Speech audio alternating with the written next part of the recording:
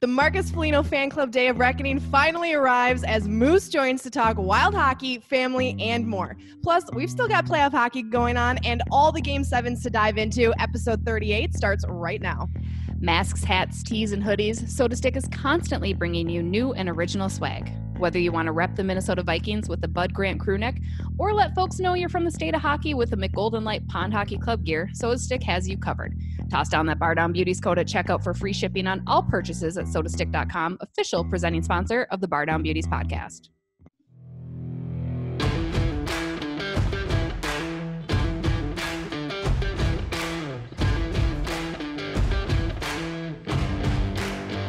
Hello, everybody. We're back. Episode 38, presented by sodastick.com. We got lots to talk about. Marcus Foligno is joining in the house. I know everybody has been asking. Thank you all who guessed who our guest was. A lot of really good guesses. I was quite impressed with the knowledge that some folks had. I figured Eric Stahl was going to be a popular guest. Brothers, he will be a guest hopefully on there. But stay tuned for Marcus. He's got a lot of fun stuff to say, a lot of good stories. And the Foligno Fan Club, it's good to go. We're living our best life right now. What can we say? And I mean, honestly, Marcus Foligno has a great personality. He's a fun guy to be around and to chat with. So you guys are going to love listening to what he has to say on the podcast today. And hopefully it's one of many times that he joins our podcast because he's just an awesome guy. And I'm really excited for you guys to hear the episode here. Because he's a beaut. I mean, no doubt about that. Officially now, after today. So stay tuned for segment 2 for that. But we have a lot more playoff hockey to talk about. We are recording this, as always, on a Friday where we've got 3 Game 7s teed up. Couldn't be more thrilled. Couldn't be more excited. Let's start off with Friday's Game 7s. Colorado rises from the dead, 3-1, forces Game 7 against Dallas. Nathan MacKinnon doing Nathan MacKinnon things. Alexis, what are your thoughts there? Not surprised in the least bit. I predicted the Avs in 6 in this series, so not surprised, though, that it's going to 7. I think these teams are pretty evenly matched, but I was watching last night after all the games were finished, and they were talking kind of about how the stars for the Avs are the stars for the Avs are producing, and the stars for the Stars are not producing in the second half of this series, and that's kind of where a big problem has come up. It's, I think they said Radulov, Ben, and Sagan, between the 3 of them, only had 1 point in the last 2 games. And the Avs are obviously lighting it up. Nathan MacKinnon, 25 points in 14 games. A 14-game point streak. Like, 14-game point streak. Yeah. Like, oh my God, I almost choked when I heard that. I was like, how is that? Like, I mean, again, not surprised. It's Nathan MacKinnon, but like, are you kidding me? I mean, he's why I figured the Avs wouldn't really have a problem against Dallas. And then you've got Cal McCarr, too, who I know is your vote for Calder.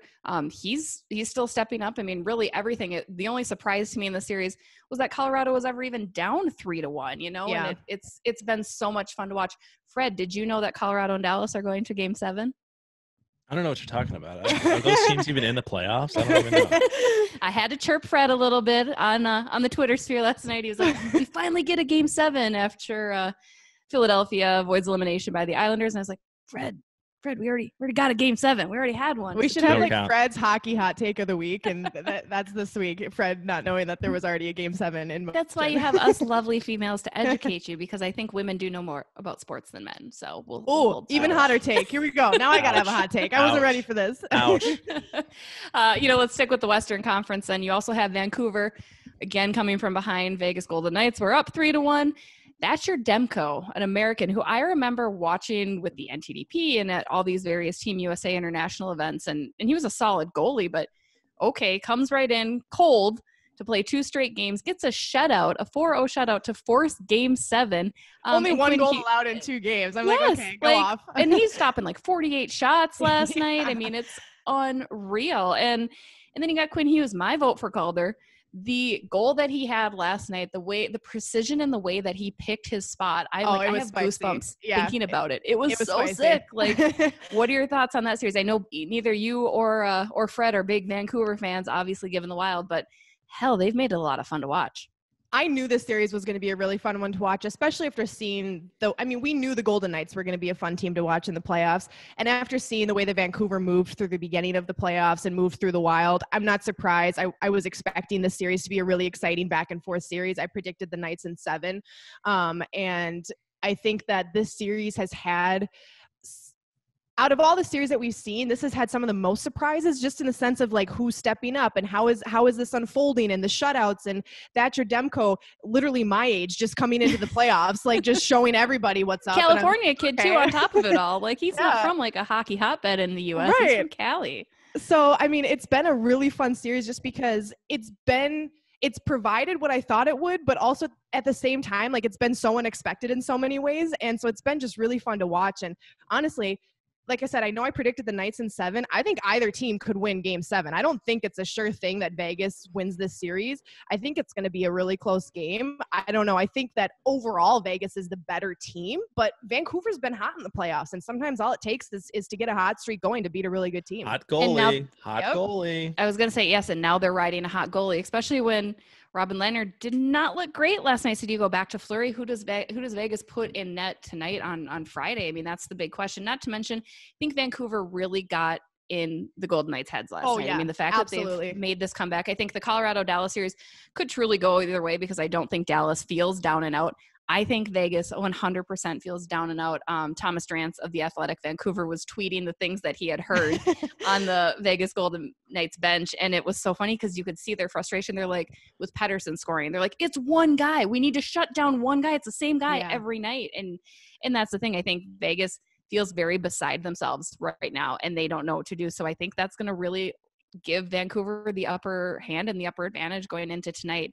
Staying on the Western Conference, what are your thoughts, Alexis, about them having to play on the same ice on the same time and then go play game 1 against each other on Sunday? I mean, it gives a little bit of like a Frozen 4 vibe or any college tournament, but it's not. I mean, it's the NHL, and that seems kind of unfair. And then not to mention, you've got back-to-back now for Vancouver and Vegas, who are going into these pivotal games. Meanwhile, Philly and the Islanders are sitting for 2 days off. Yeah. What are your thoughts there? Well, we've said this so many times, but it's like this whole postseason, does anything really make sense? Like, why would we start now? Why would we start doing things that make sense now? Let's have a game 7 after game 6 within 24 hours. Why not? Like, who cares? Like, let's just do it.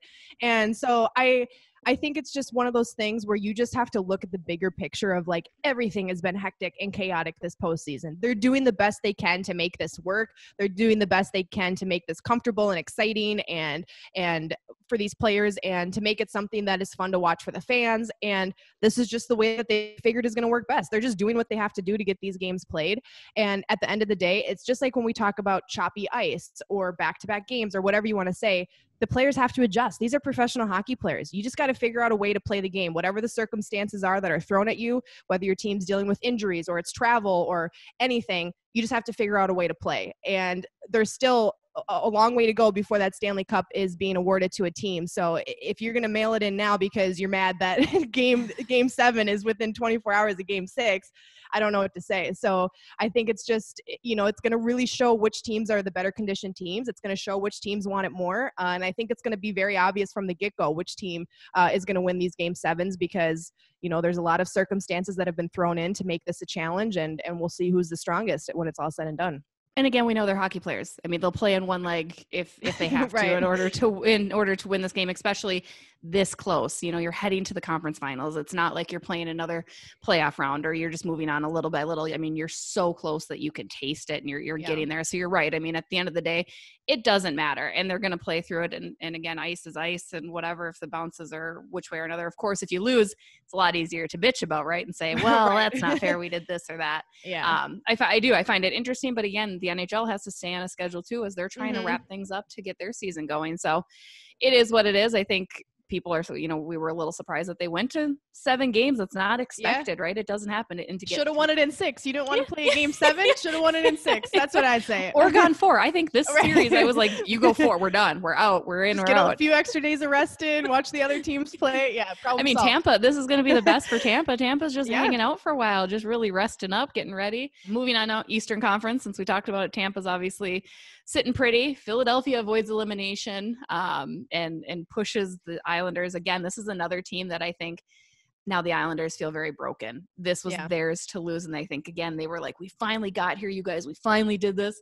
Game 6, Philly's like, and now, we're going to Game 7. The big storyline there, obviously, Oscar Lindblom returns for that pivotal Game 6 after being diagnosed with bone cancer, Ewing sarcoma earlier this December. Ironically, the Flyers were in town visiting the Wilds when that diagnosis came out. So I remember catching up with his teammates to talk about what that meant for them. And you could feel the emotion, how sad it is to have your teammate and your friend have to go through something so uncertain and everything. But he finished his chemo up about 2 months ago and returned to the ice. Like, amazing, astounding. I really wanted him to get the game winner and, just really put the seal on a great storyline. But yeah, it was a special night all around just to have him back. And I'm sure that, you look at some things like that and you're like, that really energizes a team. You take aside the fact that you're playing in the playoffs, it's Game 6, you were almost down and out against a team and now you're kind of crawling back into it. And on top of that, your teammate who just survived cancer is now playing with you again. Like, that's the kind of stuff that can really push a team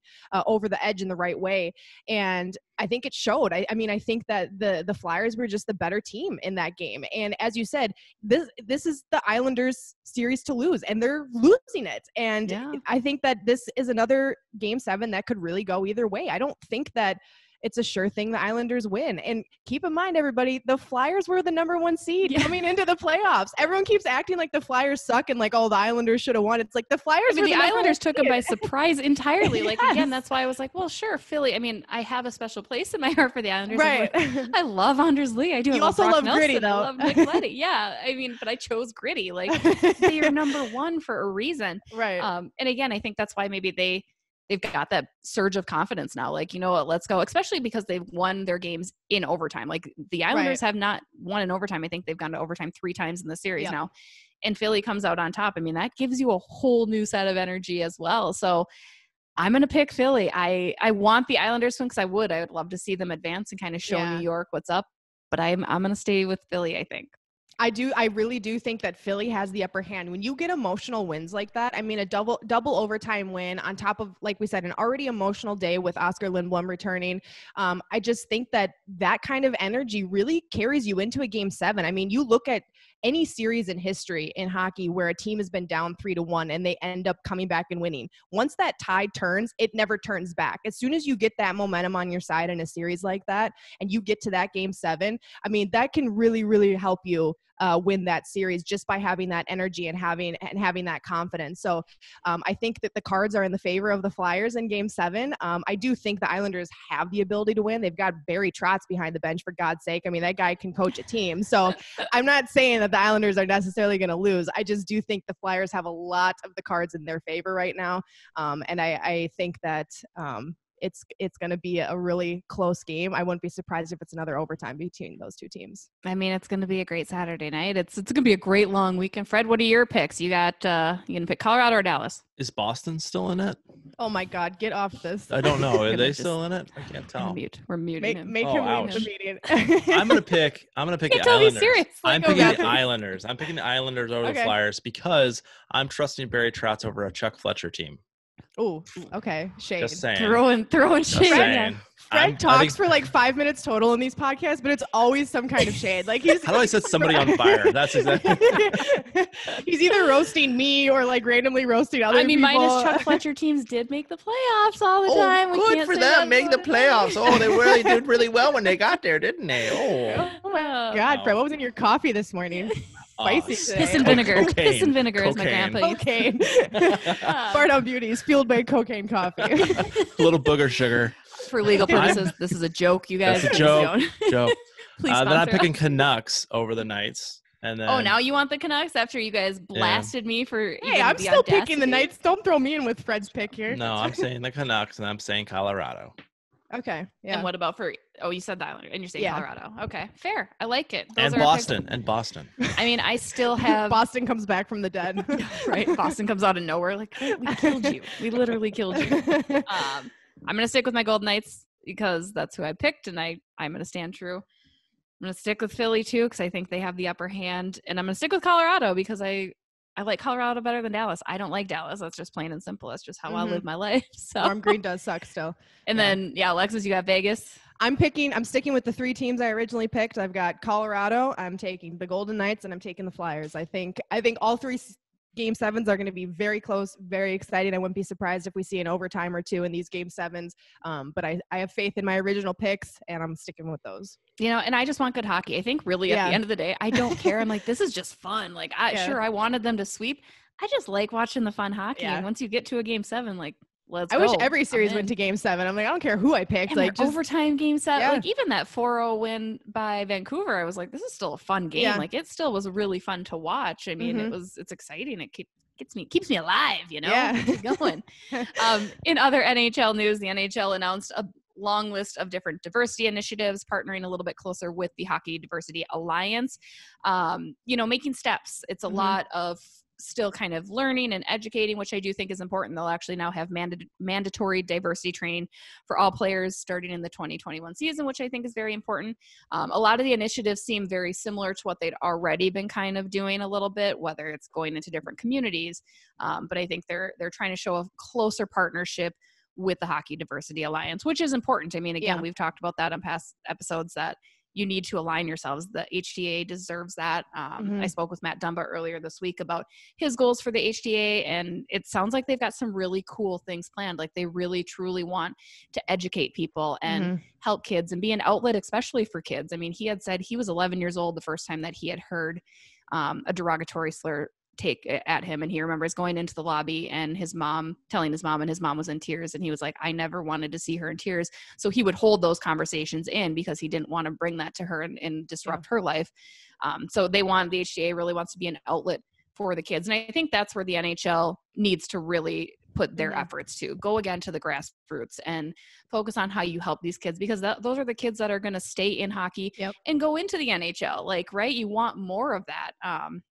So it's a step. I don't think it's a large enough step, but it's a step, and we'll take the little wins that we can. Yeah. And like you said, starting at that grassroots level is so important, because if you can mold them when they're young and teach them when they're young, the right things to do and the wrong things that they shouldn't be doing, that is going to carry over when they move into the high school level, when they move into the college and the minors and then the pros, and if they play in the Olympics, and that you want that kind of energy, you want that kind of attitude at every level of hockey. So if you can start it when they're young, hopefully this isn't an issue we're dealing with in 10, 15, 20 years, because all those kids that you were helping teach them the right and wrong things to do, they know now, and we're not dealing with this problem anymore. So I think that, as important as it is to teach people our age and people older than us these things as well, it's so important to start with those kids.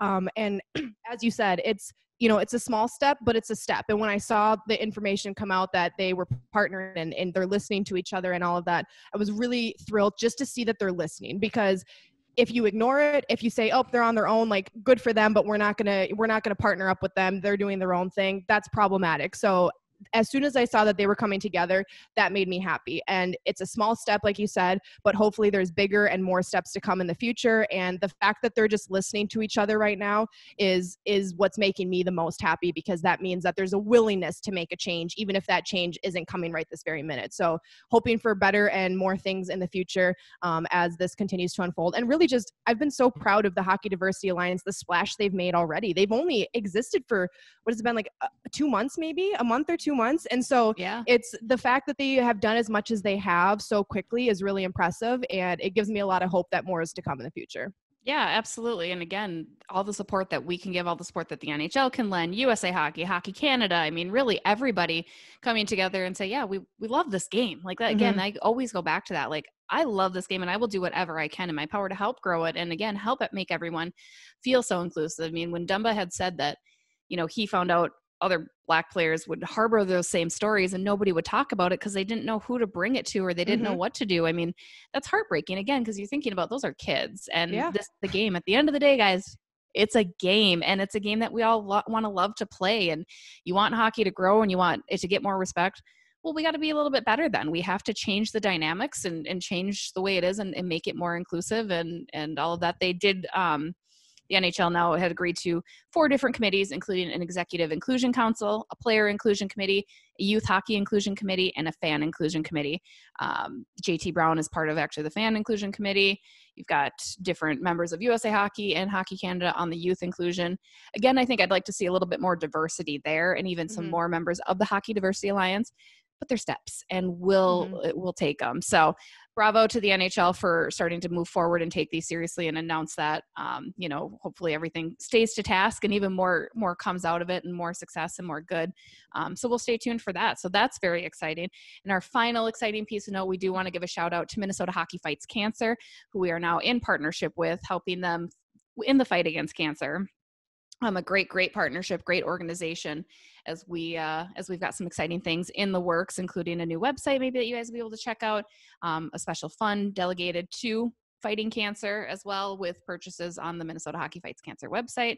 So stay tuned for those, but shout out to Minnesota Hockey Fights Cancer. Be sure to follow them, check them out, and it's going to be a great partnership. Yeah, this stuff makes me so excited because these are the kind of things, like, hockey is awesome and I love talking about hockey, but if I have a platform, if we have a platform, I want to use that for things greater than hockey, or, talking about these topics, doing what we can to help with these topics. And so this kind of partnership makes me so excited. And already it's been a blast working with Matt behind the scenes to get stuff going, and just some of these ideas that we have and we've been working on. So make sure you guys check them out and stay tuned for more content from the two of us, because we have some things in the works that we're really excited about. Awesome. Well, and more importantly, stay tuned for Marcus Foligno. He'll be up right after this break. Do you want to continue to support the Beauts? Well, make sure you check out our official Bardown Beauties Teespring store. It's stocked full of mugs, fanny packs, baby Beauts merch, and everything else you can imagine. Every purchase goes to support the pod and the Beauts, and we make sure to toss sales out there from time to time. I know one just ended, but there's going to be plenty more in the future to support you and your wallet, so make sure you go check that out and get yourself some merch. Joining us now, Wild forward, born to be Wild director and star, girl dad, soon to be dad to two. He's number 17 on your roster and number 1 in Minnesota Wild fans' hearts, Mr. Marcus Foligno. Marcus, how are you doing?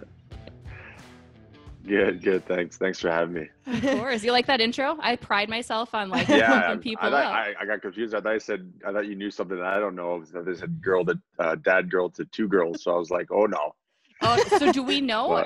Do we know if baby 2 is a boy or girl? It's coming up here October 12th. Well, I don't know what it is. Our family, like my sisters and brothers, they've always waited for theirs. So we're waiting again to find out. So we're keeping a surprise. So you're telling us you don't want to break the news on the Bardown Beauties podcast, like, of all places? Yeah, I'll tell you what I think. I think it's a boy, but okay. I don't know. I was wrong the first time, so that's not good. Well, that's very exciting. How's Natasha doing? What's her inkling? Does she think it's a boy, girl? Any idea?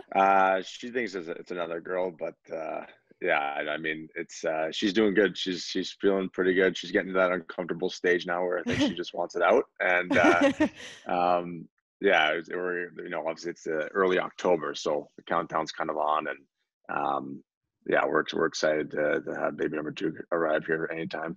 Right. Well, it'll cruise through. I mean, so what was bubble life like? I know you were doing a great job with The Athletic, kind of doing your diary, but obviously having a pregnant wife at home with a toddler as well. I mean, I know that can be a little questionable. What was the experience like for you?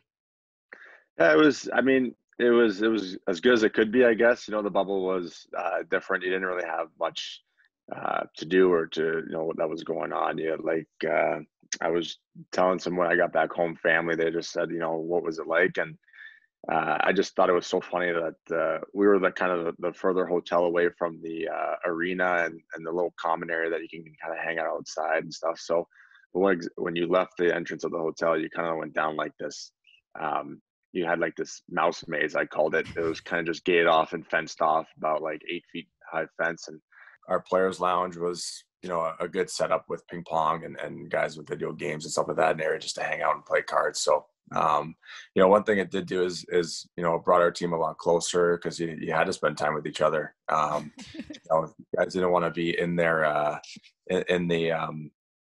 in their rooms all day. It kind of felt like the 4 walls around you were kind of closing in on you some days. So you can only nap so long. And yeah, it was just one of those things. It was tough that we left the bubble as early as we did. We'd like to be there a little bit longer, but what, I thought the NHL did an amazing job kind of getting it going and getting it started for us. Who's the best ping player on the team? Oh man, I mean, I didn't lose my games, but I only played a couple. I think Kevin Fiala was pretty good and Matt Zuccarello. Yeah. Nice.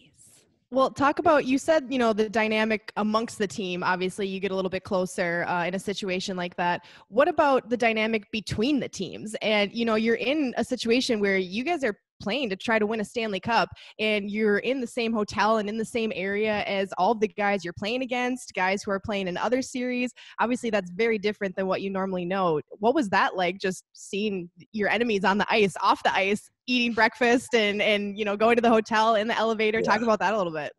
Yeah, that was probably the strangest and like just the weirdest thing of all time. I mean, I think game one, I shared a hotel, the elevator in the hotel with Travis Green, the head coach for Vancouver Canucks. So it was just me and him, and he just kind of said hello, and he was a nice guy, but at the same time too, I'm sure, we were there, he's probably talking to his guys about, our players on our team and who to shut down and whatnot. So it's just, we were next to Calgary and Winnipeg and Vancouver in the ballroom area where we kind of had our team meals. So every time you went for a team meal, you would go by their not the dressing room, but their area that they ate. And it was kind of like dirty looks. As soon as like the door opened, you kind of looked in and like eyed them down and kept walking.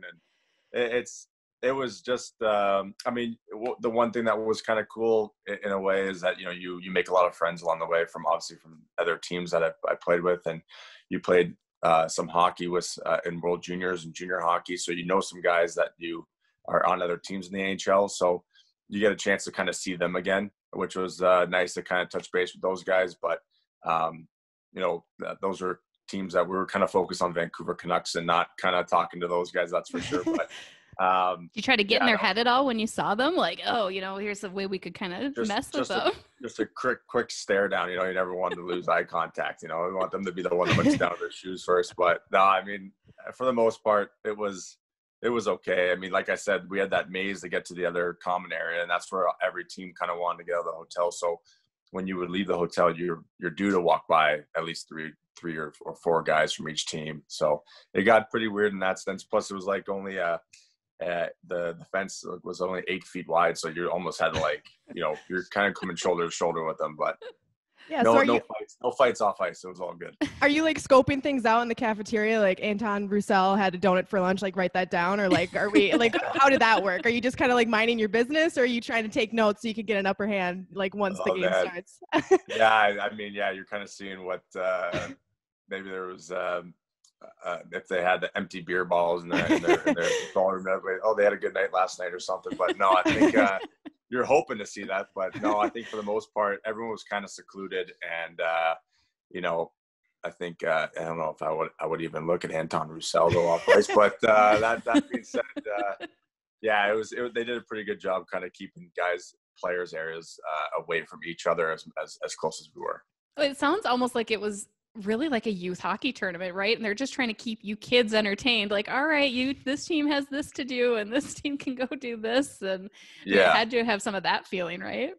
Yeah, that was the one thing that they brought in the golf simulators like the next week after we were kind of free from our room or from the hotel, when we had to do the 5 day of like kind of keeping together and not venturing out of the hotel for a bit. But I mean, it was tough because it was almost like you kind of were like kids on a playground, like whoever would get the swings first, that they owned it, right? Like, so guys would play basketball and you would kind of be like, let's go check out if the basketball area was free, and then Dallas would be playing on it, so you had to go back to your hotel. Like, it was just stuff like that. It was interesting to be around and kind of have that experience. Well, you kind of said, I mean, obviously ended a little bit too soon for the Minnesota Wild. What would you say was kind of what happened in that series? At the game one, you guys came out firing on all cylinders, and things not necessarily went off the rails, but went a little differently. What would you kind of, now that you've had time to digest it a little bit, what would you say went wrong?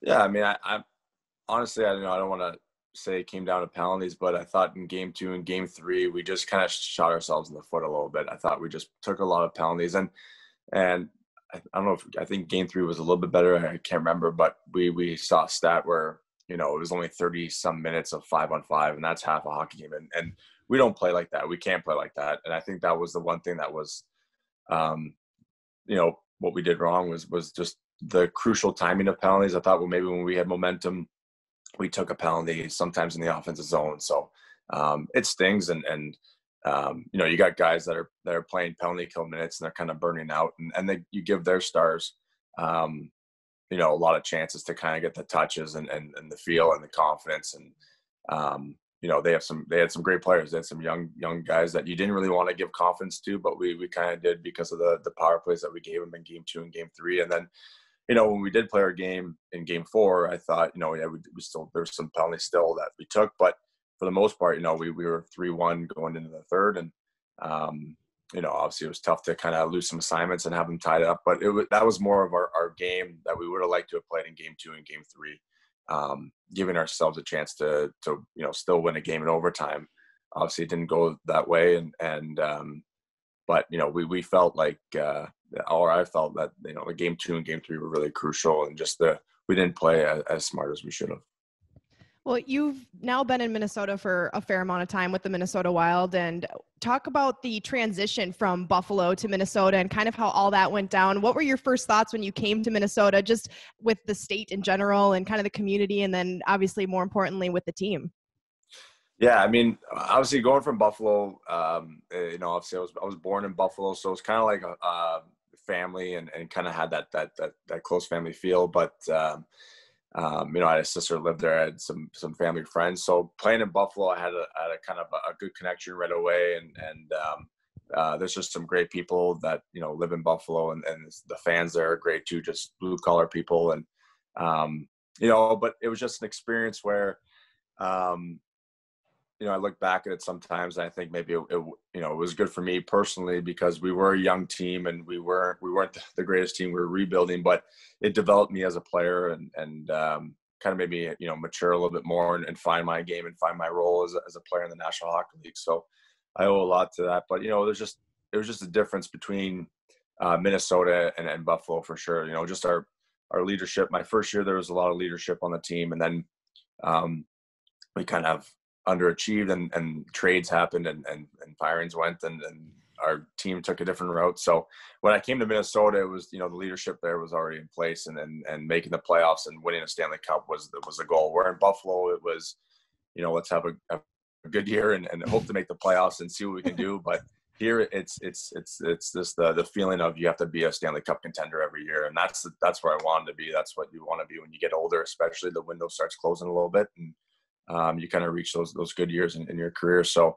I feel like I'm just entering it now. And being in Minnesota has been great. Obviously the fans from day one, the XL Energy Center, I think, my first season too, we were, I think, unbelievable at home. We had one of the better records at home too. So it was a lot of fun playing here.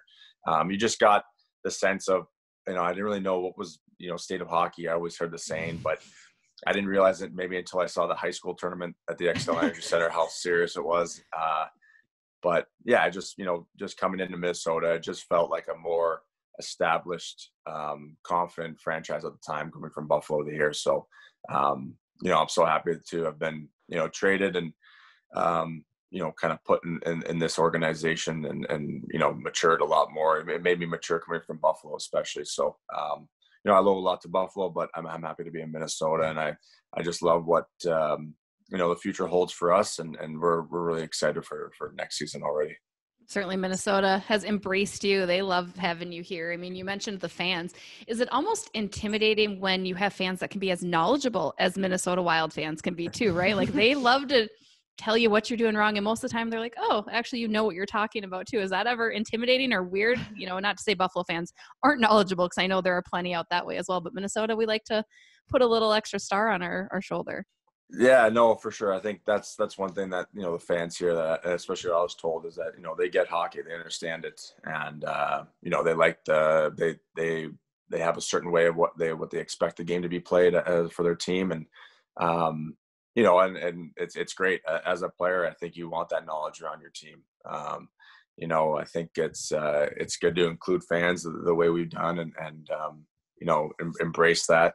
Obviously, you hear a lot of stuff, what goes around when things aren't going well around the team, but we hope that's not the case in the future. But I mean, that's what you want for a fan base. I think that you want people to be involved and included and excited about Minnesota Wild hockey. So as a player, I was always raised that my dad always taught me at a young age that, you can always make the news. You can always make it the way you want to make it. So, whatever people say about you, then you can change it because we get to play the game. So that's one thing that I always took for granted. People are saying bad things or disliking things about the team. Well, it's up to you to change it. So people have their opinions, and fans especially, they're especially our fans, like I said, they're unbelievable, and they get to have that opinion. For myself and for the team, we want to make sure it's all positive next year. But definitely coming to Minnesota. That's one thing, and that's one thing I heard. And it's pretty great to have a fan base like we do. Obviously, you come from a hockey family. Your brother Nick's out in Columbus. Your dad, a great career as well. What is it like growing up in a hockey family like that? And then, obviously you're playing at the same time as your brother here in the league. And anytime you guys meet up, which isn't that often because they're out in the East. But what is that like to have that figure growing up and then to have an NHL career yourself?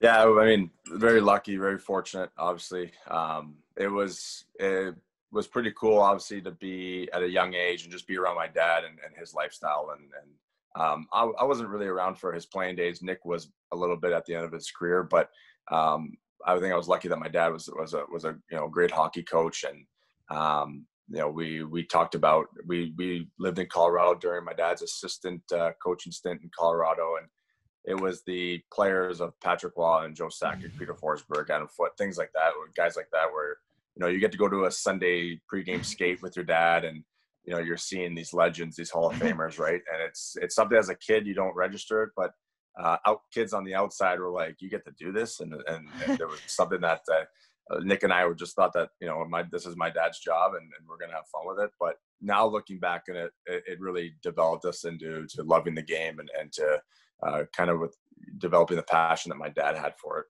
And going with Nick, he kind of paved the way for me, honestly. I think to have a brother that's 4 years older than you, but to kind of see it, him develop and him make the NHL and see the process that he went through, it kind of made me understand what I had to do to get ready for it and to prepare myself, physically and mentally, and just to watch him. I watched him a lot. I think I didn't miss a junior game when you played in Sudbury in our hometown, and he definitely paved the way for me. And so having him as kind of like a role model in the present time was I'm very fortunate for that, for sure. Speaking of your dad's assistant stint in Colorado, did I hear correctly that you almost did not go to Game 7 of the Avs winning the Stanley Cup in 2001? Tell us that story and how you finally decided, I should probably go and watch the Cup get won by these legends of the game. Yeah, I'll never forget that. Honestly, it was an unbelievable experience. But I think just a week before that, or 2 weeks before that, we kind of got my dad was obviously the head coach in Hershey Bears, which was the farm team for Colorado. So he was kind of part of the Black Aces that go up and skate with the team if anyone gets injured and stuff like that. So my dad was kind of back and forth from Colorado, and obviously when I think Colorado beat New Jersey in Game 6 to force a Game 7. My mom kind of approached me, and I think it was like a Thursday or something, like a weekend was coming up. And I remember I think one of my buddies on my hockey team had this big sleepover party that he was going on. So I was just so amped up for it. Cause I think how old were you? I think I was, I want to say I was about 10 years old. Okay. Yeah, it was 10 years old. So, so I remember just telling, my mom kind of asked me if I wanted to go to the Colorado game, Game 7 with my dad and Nick. And I was like, no, I'm good. And she's like, okay. And then my brother kind of got wind of it, my dad too, and they're like, what are you talking about? They're like, it's Game 7, we can see the Stanley Cup. And after I was like, okay, yeah, I'll come. And I was kind of devastated I was missing out on this sleepover party with my hockey teammates. But when we went there, it was probably one of the best experiences that, now looking back at it, I was so happy I went to. Just to be, we had the kind of we're in the box level, and we just get to watch, obviously Ray Bourque get to lift the Stanley Cup for the first time in his career. And that was something that I'll never forget. And just the way that team was, we got to go in the dressing room after, and champagne was spraying like crazy. So it was just, it was just something that I've never seen before. Now looking back at it and being in the NHL, knowing how it was behind the scenes and what the excitement was, you want to win a Stanley Cup so bad. So, guys were just, everyone's excitement on their face and just so happy. That's what I want to see for all of my teammates. A little bit better than a 10-year-old's birthday party or a hockey party then, right? Like the kind of outshone there. You talking about your brother and your dad still, the Felina Leap, a pretty famous goal celebration. Your dad did it, you did it, your brother did it. Where did that originate from? And, your first experience getting to do it, what was that like? Yeah, that all came from my dad. And I think, I don't know if he started it when he was in junior hockey, but I think that's where the passion comes. I think my dad really instilled the passion in Nick and I, and it just was something that we've asked him that before, like, why did you jump? And it was like he just said it was just my way of showing that I was just so happy to score a goal, and the excitement to celebrate with teammates, and just to score a goal in the NHL is a great feeling, the score goal period. But it's just something that my dad did. It became a routine, and the guys on other teams hated it and goalies hated it. But that was just my dad. And, he did it quite a few times in his career. And everyone knows my dad, Mike Foligno, for the Mike Foligno Leap. So the jump. So that was one thing that Nick did with his first goal against when he was in Ottawa against Montreal, and he did a jump, and all his teammates kind of, even before he scored, I think he was not scoring for like a month or so and in his rookie season, and they're like, you got to do it. Whenever it happens, you got to do it. You got to do it. And then when I went to Buffalo, it was kind of the same thing. When I got called up there, I think I had Thomas Vanek come up to me. He's like, you're going to do the jump, right? You got to do it. So it happened my second game, actually, because I don't remember my first goal. I thought went off Drew Stafford's sticking in, so I didn't celebrate my first goal with a jump, but I got to do it against in my second game, and my dad was in attendance for it. So it's just kind of our paying homage to him, and our showing our respect of thanking him to get us to the NHL and for all of us. So it was just kind of a quick one jump only, and just to pay tribute to our dad. Were you concerned that you were going to not stick the landing and break an ankle? Was that something that you thought about, or were you like, I'm dedicated to this, I'm going to do it, and whatever happens, happens? Yeah, I was 100%. Like I was like, I got to get air. Like, you got to get high. Like, it'd be really bad that this guy's vert only gets an inch off the ground or something, right? Like, no one's going to notice it. So you got to kind of do like the knee tuck with it to make it look bigger than it actually is. But yeah, there was some thought process going into it before games, if it ever did happen, if how's it going to look, and get a little bit nervous. But I think I had to get up from my butt because I fell on the second goal or something. So it was not a, Nick had more of a fluent where he shot it or did a wraparound and kind of had momentum going into it. He looked like a figure skater. Me was all just pure grinding to get a jump off.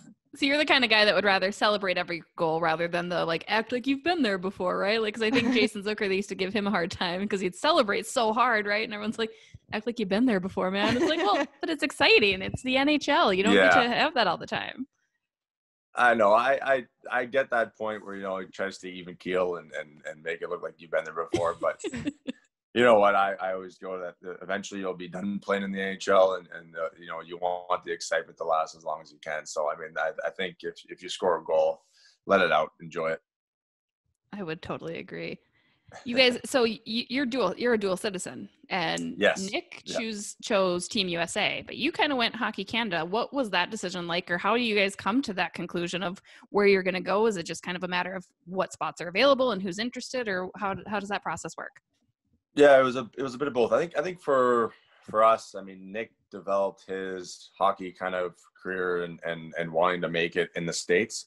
And for me, myself, we moved to Canada when I was about 12. So I kind of did the more, traveling and then the more serious part of hockey and trying to make it in Canada. So I kind of just developed more of I don't want to say I have more of a Canadian background than my siblings, but I lived in Canada the longest. So I just felt like, just playing there and having the opportunity to play either for US or Canada.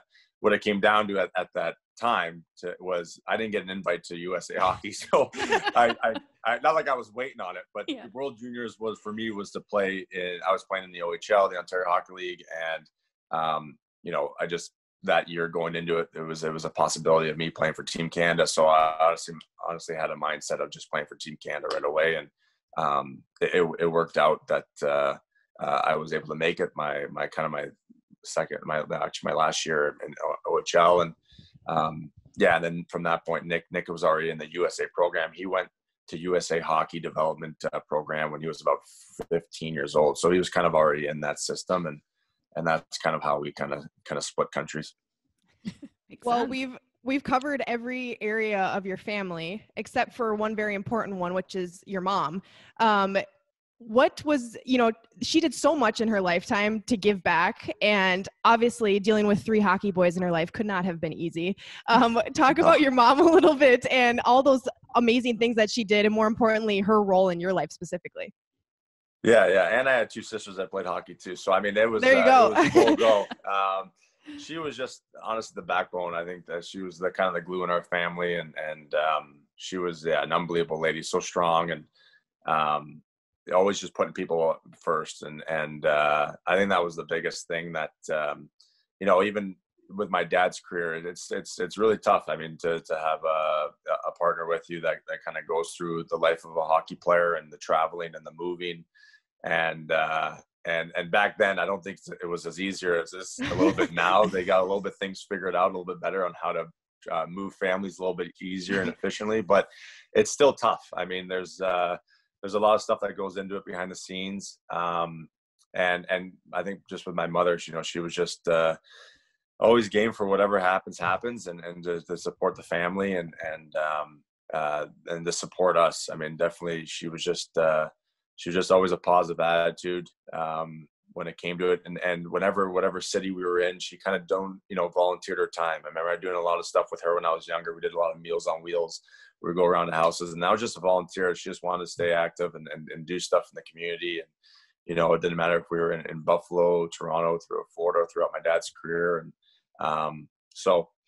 we were lucky to kind of have for her as long as we had her for, and definitely someone that Nick and I play for to this day.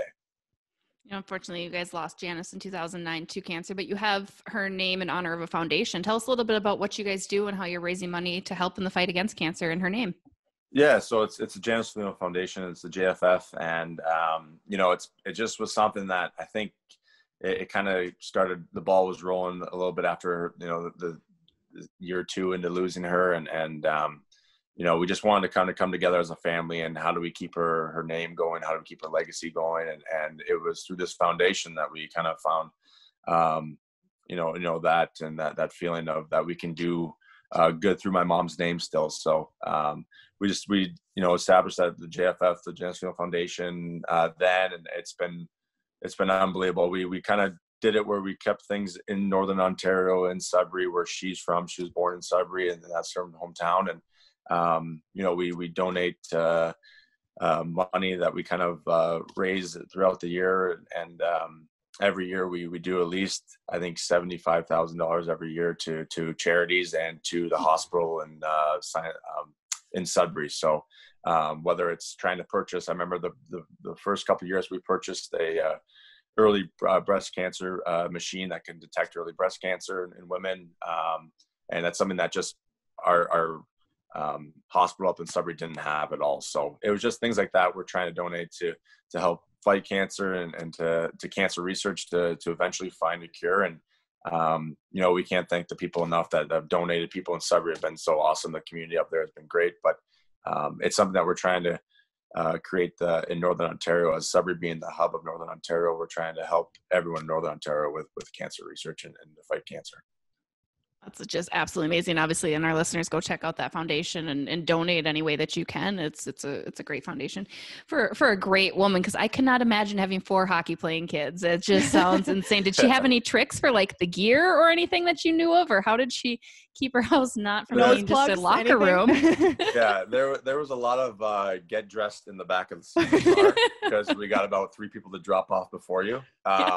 So there was a lot of just making it right in time for game time, but she did it all. I mean, I think the thing with her was the prepping of meals and getting it to you before, you got to get going. And she just had everyone in a million different directions, but she kind of had it all under control. And I think the best thing that she ever did was my sisters actually played high school hockey in Hershey. And I think I was in grade 6 at the time. And it was our last year in Hershey, and my sisters had a hockey game, and they play against boys at their hockey high schools. They play against the men's teams. So my brother and I actually got to go and play with the girls for their high school team that day. We were allowed to play with them. So we actually had all 4 of us on one game.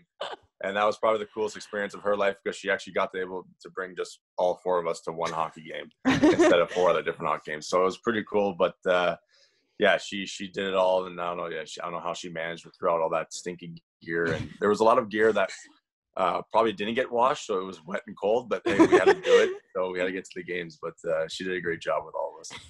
Well, it's amazing that in a hockey family where you've got 4 kids who play hockey, your dad playing hockey, it's amazing how differently your games can develop, even though you're all related and all part of the same family, obviously. How has your game developed over time, and how have you become the player that you are today? I mean, you're the kind of guy that you're a nuisance to the guys on the ice, right? And you love being that guy, but you can also score. You do it all, right? So how have you developed into the player you are? And was this where you hoped you would be? Is this the kind of player that you wanted to be when you were growing up? Yeah, it is. I mean, I think it took a lot of time of just growing and developing into the NHL player I needed to be. And I think that, like I said before, I think it came from being in Buffalo and just getting that experience of being able to play and, counted on as kind of a young prospect at the time always helps. And as much as it was tough, I learned a lot in Buffalo. I think, there was some inconsistency in my play that I had to figure out. I think that was the biggest knock in my game. And it was tough. I mean, it's a grueling season at 82 games. And when you come from juniors, it's just you're playing with men and you got to figure things out. So that was one thing that I just had to kind of mature about and to physically adapt to get my body physically up to par with the league. And it took some years, but I knew I always had, some skill from juniors and being, playing for World Juniors before getting into the NHL or my professional year in AHL. I think that was a big stepping stone for me just to get that confidence. I knew that I always liked to have some hockey sense to the game. The physicality is always there for some reason. I always liked it. The crowd, that when you hit someone, it gets a roar and it's almost like scoring a goal. But I don't know. I just always like to be that guy that can kind of get a team momentum shift or something like that. And I think you need that in this game. I just see, you watch playoff hockey and how physical it is and how mentally tough you have to be. And that's a player I wanted to be for our team and just someone that is just going to show up every game. So, I always like to tweak the offensive side. You always want to produce. You always want to do that. But there's a lot of other things in the game that I'm trying to do as well as the next guy. And, I just feel like it's important for our team. Well, and I feel like, we've moved away from that overly aggressive style of hockey that used to be so prominent. So how does your role fit into the style of hockey that exists today? I feel like guys like you are even more important now because there's less of you. So do you have that awareness when you're playing, or are you kind of just doing your thing and you're like, I'm just going to play my role, I'm going to do my thing, and whatever happens, happens? Yeah, it's a little bit of both. I think it's like, you can't get, like you said, that over aggressive, the fighter's role is kind of out the window now. And you have to be able to play everything. You have to be able to, if you can penalty kill, which is something that I did a little bit in Buffalo, but when I came here, I kind of took it upon myself to kind of get ready for that. And obviously when Bruce was our coach, he wanted me to kind of turn into that. So it was big for me to get those minutes, to kind of get to kind of be like not a Swiss Army knife, but someone that can kind of be out there and play 5-on-5 and play penalty kill and be relied on in defensive situations. I think to have a great hockey team, you need balance. And, you want to be, like I said, offensively producing, but if you can do the job defensively, it takes a lot of pressure off the top guys, the more skilled guys, the Kevin Fialas of the world, to go out there and do their job for us, and that's to score goals, what he's good at. And if I can shut down other lines with 2 other line mates, and be relied on that with my teammates, and that's something that I take pride in. So I think that's a winning formula, and that's what I want to bring here to Minnesota. And I just think that you have to be smart now, especially with the physicality, the penalties and stuff. I think we just saw it in the playoffs. And, as much as you want to hit guys and run guys, you have to be smart and, and instead just maybe push guys off pucks, use your sticks a little bit better. And there's always going to be chances for me to get hits, but you definitely don't want to hurt the team while you're doing it. Well, not only that too, with how quick the game is, right? Injury kind of goes on the rise too. You might try to make a clean hit, but when guys are coming in at a speed like a Connor McDavid, right? You're also not out there trying to hurt. So that's something that I'm sure is being taken into consideration a little bit too when you're trying to play smart. Oh yeah, absolutely. I mean, those guys are so shifty too. So when you kind of commit to a hit and they dodge you or vice versa, I mean, it can end up looking pretty nasty. Just, you got to be more of a smart hockey player in that sense, where you can use angles and maintain a guy rather than pressure him full go. So a lot of things that go into it. And that's definitely something that I've learned along the way in my career. Well, and another trait that I think you really bring, and I'm not sure if you're aware of it, is a leadership quality. I know media, we're always crowding around Marcus's locker to get a quote because you're so great at kind of telling us how it is. And it's not just necessarily a canned quote. And it's funny because when I spoke with your brother during the season, he's the same way. You guys both shared these like leadership traits. Like, he's a fantastic quote. Is that something that you kind of learned from your dad and just kind of your lifestyle growing up, is being able to communicate with media and with your team and kind of be the go-to guy in the locker room as well? Yeah, I think we learned that from my dad for sure. Just his presence, and not that you can shy away from questions and things like that, but you also want to be a presence where when someone asks you something that you can almost convince them that you're right or that you're telling the truth. I mean, that's how you have to approach people. You don't want to be someone that kind of shies away from that stuff, and you want to be honest and straightforward. And that's something that my dad, I think just his coaching style, we've both been coached by him. So even as a player to coach, you kind of understand the inside the dressing room stuff that goes on. And for a player, I kind of took that upon myself. And Nick is a leader, obviously, in Columbus, but it's just something that how do you relate to guys, or how do you get guys motivated? What do you got to do in certain games? And that was something that my dad as a coach instilled in us. If you can talk all you want, but you have to back it up with action. And that's something that, if I'm having a bad game, I'm definitely not going to be hooting and hollering at guys to get going when I can't look myself in the mirror and say I did it. So that's something that we've learned from my dad for sure. And the quotes and stuff like that, I don't know, maybe that's just me listening to Nick a little bit too much. I'll give him that call for that for sure. But maybe just watching too many interviews along the way. But yeah, it's just something that, when you lose, you own up to it, and when you win, you're going to be happy, and there's going to be a lot of good things to talk about. But that's just how I always approach the media, and it is what it is. And for the record, you guys had beaten Nick's team that night, and he was very angry about having lost. But it was perfect. It was like, I'm like, oh, you're a Foligno. I get this now. Like, this is great. Like, yeah, this is wonderful. Yeah. So it's pretty cool. Well, and your brother, you talked about his leadership ability. Obviously, he's doing a great job out in Columbus. Do you ever see yourself in a role to wear the C? Do you think that would be a good fit for you? Is that a challenge that you would want to approach, whether that's ever here in Minnesota or elsewhere in your hockey career? Yeah, I mean, yeah, absolutely. I think, if you ever have an opportunity to be a captain of an NHL team, I think it's exciting, and it's an opportunity that I would love for sure. If it's something that obviously happens in the future, then great with this team. But, like I've said before, we've had we have a lot of great leaders in that room, and guys that, for myself, with a letter or not, I think I just want to lead and be a guy that my teammates can rely on to know that, I'm ready to play and to follow. And, I've had a lot of great leaders along the way too, where I followed them. So I give them a lot of credit along my way in my career. But to be a captain for an organization is an absolute honor in this league, and something that I don't think not too many guys would shy away from. Awesome. Well, we're going to let you get going here, but before we do, one final question. We know you're not in the front office, you're not part of management, but what is your outlook for the Minnesota Wild? I know we still have quite a bit of time. A lot of things could happen, but do you feel pretty optimistic knowing kind of, again, things ended abruptly, but there's signs of promise. Like you had mentioned, Kevin Fiala really stepping up and some of those younger guys too. I mean, what is your outlook for the 2021 season?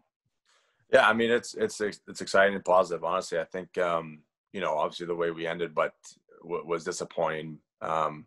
But I mean, hopefully we get back on track next year with a regular season. And I just love the way we played, from Christmas on. I think that was our team that we really were seeing. We had some guys develop into some great players and get the confidence that we needed them to. So to go into next season with, mostly the same lineup, guys are comfortable, guys have that confidence, guys are familiar with each other. I think we're going to be an exciting team to watch and a team that's ready to win. So, you look at our defense, our forwards. I mean, it's all intact there, and something that we're, for myself, everyone gets it now. A summer or fall, I should say, to really improve and to get in great shape to improve on skills and to become better hockey players for next year. So, we're definitely going in the right direction. And now, Dean Evison, you also think of him too, that he gets a full season and a regular training camp as a head coach. Guys are excited about that. And, what we do, like you said, I'm not in the front office, but what we do in the free agency is free agency. But, Minnesota is definitely going to be an exciting place to play in next season. Well, we can't wait to watch you guys again next year. Again, Marcus Foligno, thank you so much for joining us. We really appreciate it. Thanks for having me, guys. Take care. Don't miss a beat with the Beauts. Make sure you're subscribing to Bardown Beauties podcast on YouTube, Apple, Spotify, wherever you listen to podcasts. Once subscribed, help us grow by rating and telling us what you think about Bardown Beauties. We love bringing you fresh eps each and every week and need your help to reach new listeners and new heights. Appreciate your love and support. You're a Beaut. Thanks again so much to Moose. I love it. Awesome to chat with him. Definitely going to have to get him back on the podcast. Just it feels good to have players talk a little hockey again. I feel like I'm almost back at the rink, but not quite. And Marcus is a great way to step back into that for us. Yeah, it's, seeing some familiar faces. It's not the same as walking by them in the hallway outside the locker room or chatting with them post game. But you know what? A Zoom call works just fine. And hopefully in the future, we can all be together again. In one big happy hockey family, right? And now, before we conclude this week's episode, we dive back into young Alexis's hockey diary for our favorite segment called Dear Diary with Alexis. Wild versus Ducks, October 14th, 2009. Haven't seen me for a while, have you? Well, I'm back. I could have been writing in this book, but I didn't feel like it. Well, now I feel like it, and boy, do I have a story for you. We're left with a real cliffhanger. We're going to get the story. I don't even know. I just know I was angry. I'm not really sure what went down in that game. Yeah. Too angry to write. You just break your pencil and I'm done. I'm out. Yeah. You sounded like you just walked into a bar. They haven't seen me in a while, huh? No, I literally write in these diaries I'm going to have an audience reading them someday, which I guess now I do, but I was ahead of my time. Who's questioning where you are? Your notebook's no, where nobody cares. Yeah, I'm nobody cares, Alexis. Just stop. Fantastic. Well, that'll conclude this week's episode. Shout out to our presenting sponsor, sodastick.com. Don't forget to rate, subscribe. Don't miss a second of the Beauts. Follow all of our social media channels for a lot of up-to-date news, content, different fun stuff that we're doing. And be sure to tune in next week. We've got another great guest on tap. Thanks for joining. We'll talk to you. Bye.